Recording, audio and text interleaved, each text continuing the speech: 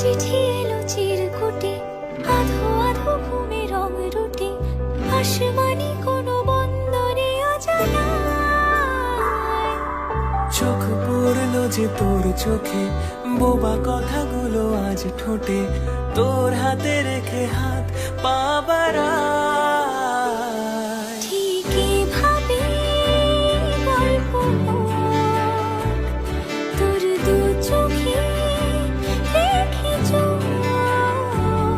ঠিক এভাবে গল্প হোক, তোর দু চোখে